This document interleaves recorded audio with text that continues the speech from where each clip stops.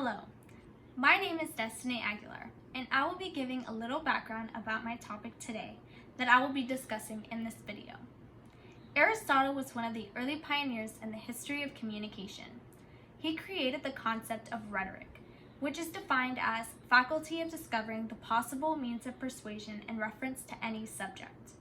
Aristotle believed that context and audience analysis were very important and concluded that a specific situation with a certain audience should influence how we create our messages, with each one being unique to specific situations. Therefore, he created 3 appeals necessary to persuade others: logos, ethos, and pathos.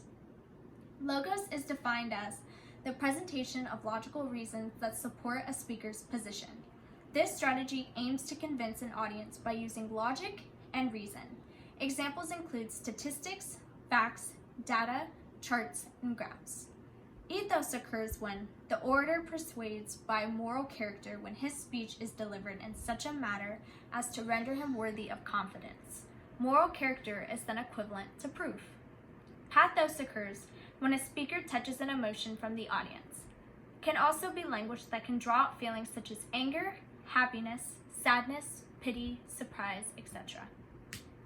In my academic life, we use the 3 persuasive appeals all the time, and not only my communication courses, but English courses as well. We use all 3 appeals to help persuade my audiences or readers of a subject that I'm trying to get them to understand or to choose. In the academic setting, it is common to use all 3 appeals depending on the topic or specific situation that you are writing or speaking about. Some appeals may be more important than another in one setting, or all equally important in another. Currently, in my technical writing class, we are writing a research proposal, and I am writing mine on having student trainers attending cheerleading practices in high school to help with injuries that happen during practice. In my research proposal, I need to use the 3 appeals of ethos, pathos, and logos to help persuade my audience on why this recommendation is important and why it should be applied to high schools in Northside ISD. After explaining my experience, I can infer that the 3 appeals work for the research proposal because their foundation is to help with persuasion techniques, and a research proposal is setting the foundations for your future research and what your plan of action is to persuade your audience for a specific recommendation.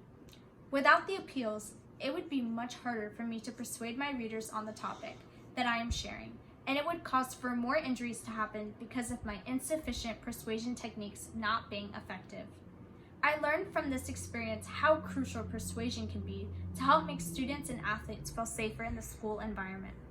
Even though it was just a proposal for my technical writing class, I can feel comfortable in saying that this has persuaded me to take actual action and take my proposal to the administration of Brennan High School and tried to implement my research plan there. Outside of my academic life, I could also use the persuasion appeals in the workplace setting. While I used to work for a cybersecurity company named Santech Solutions, I worked for human resources, but my boss used my skills that I learned in yearbook and journalism classes in high school to help get business from other companies. He would ask me to read the proposals and edit them, where I would make sure that there were persuasion techniques being used to help get other businesses to work with us. While in the workplace setting, we wouldn't necessarily use the technique pathos, we would heavily rely on ethos and logos, showing our company's credibility, as well as information and statistics about our work with other businesses and how that makes us the best potential candidate for this work. Without the use of these appeals, it would be very difficult to get other businesses to work with us, potentially making this company not very successful if it relies on having to persuade other companies that we are the best candidate out of many other cybersecurity businesses all trying to get the same work. In conclusion, looking at my experiences with using the rhetorical appeals, I have realized not only how important they are, but how often we use each appeal together and separately every single day. It can either be at school presenting a persuasive speech about legalization of marijuana, in the workplace setting trying to persuade other companies to buy our merchandise, or even in our personal lives with as simple as persuading our parents to give us a little more money to pay for expenses while in college every month. Thank you.